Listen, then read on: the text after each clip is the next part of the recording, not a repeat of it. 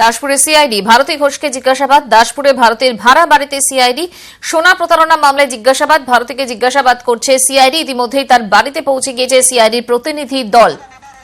টেলিফোনে রয়েছেন আমাদের প্রতিনিধি সুকান্ত চক্রবর্তী। সুকান্ত, কি খবর পাচ্ছ?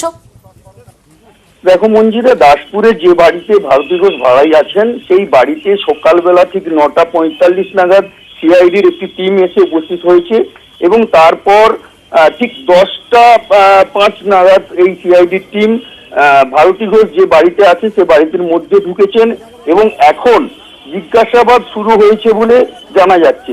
যেটা সূত্রের খবর যে কালকে ভারতী ঘোষকে গতকাল ভারতী ঘোষকে সিআইডি ডেকেছিল জিজ্ঞাসাবাদের জন্য, কিন্তু নমিনেশন পর্ব থাকার জন্য সিআইডির দপ্তরে যেতে পারেননি ভারতী ঘোষ।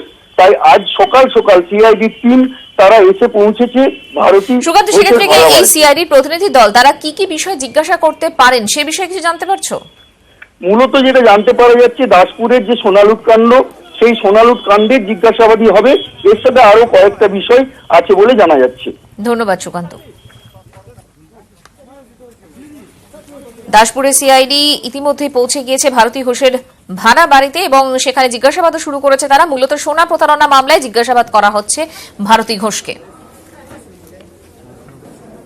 এটা 14 মাসের পুরনো কেস। সিআইডি 14 মাস কোনো নোটিশ আমাকে দেয়নি, কোনো নোটিশ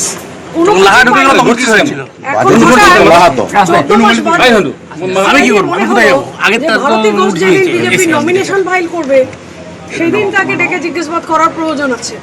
আপনারা তো সবই বোঝেন দেশ কিরকম চলছে, বেশি বলার দরকার আছে কি? ওরা পার্টি চেঞ্জ করেছে, অমনি তারা 70 হয়ে গেছে, কেস দিচ্ছে। তো যা কেস হয়েছে ফলস কেস আমরা জানি, কোর্ট তাদেরকে জামিন দিয়েছে। ওরা জিজ্ঞাসাবাদ করবে, তার জন্য সব সহযোগিতা করবে। ভোটে কি কোনো প্রভাব পড়বে? কোনো প্রভাব পড়বে না, উল্টো প্রভাব পড়বে। লোক জেনে যাচ্ছে যে টিএমসি কেস দিয়ে লোককে ভয় দেখায়।